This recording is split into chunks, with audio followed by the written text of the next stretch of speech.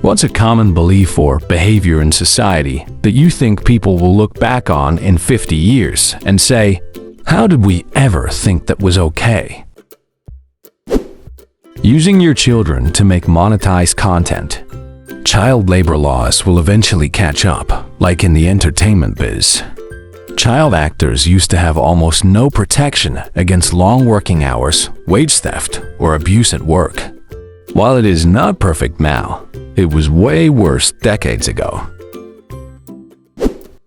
Using disabled people who don't fully understand what's going on is even worse.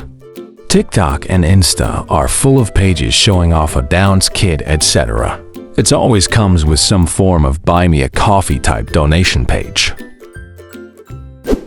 I had not heard of this, and I am terrified to research it, because a news headline next week would be something like, Reddit user goes on kneecap collecting spree against TikTok users exploiting mentally disabled people.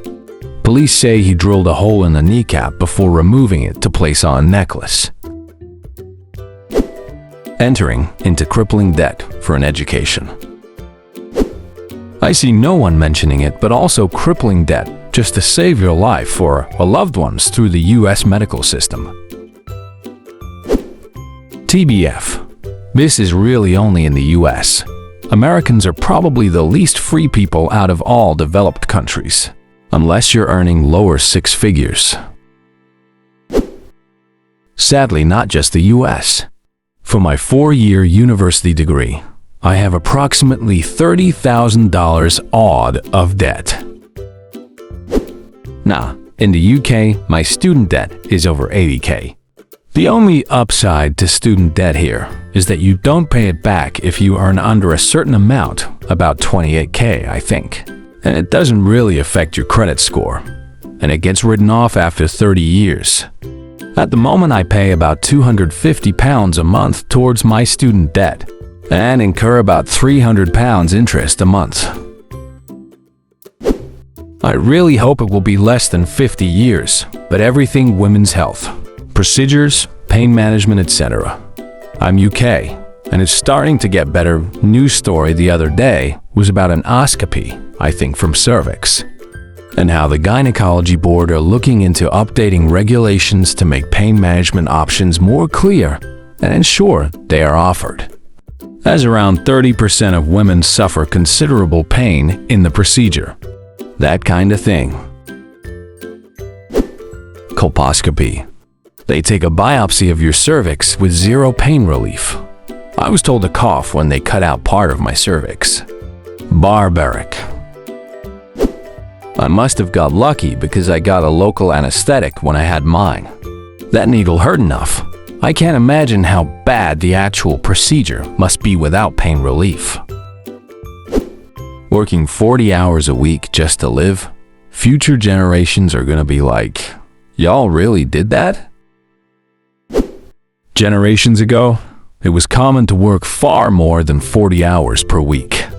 My grandfather told back, breaking work in a dangerous, dark environment in the mine 60+ hours per week for a wage adjusted for inflation, far less than current minimum wage. 40 hours on a computer terminal is child's play. 40 hours? That's a luxury. Most of the world works much longer than that, and for most of human history, humans worked far longer. I know of very few people in the US who don't work much longer week.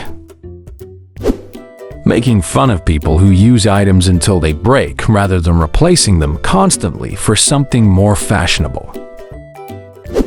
Dude, so I use a plastic water bowl out by my pool for stray animals.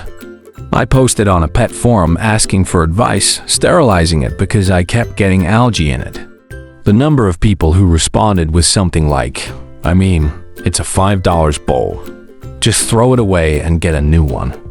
I mean, I already feel bad for buying plastic, but I can't have glass out by the pool, and it's too hot to use metal. I can definitely afford the $5. I just don't want to be throwing plastic in the landfill every 6 months.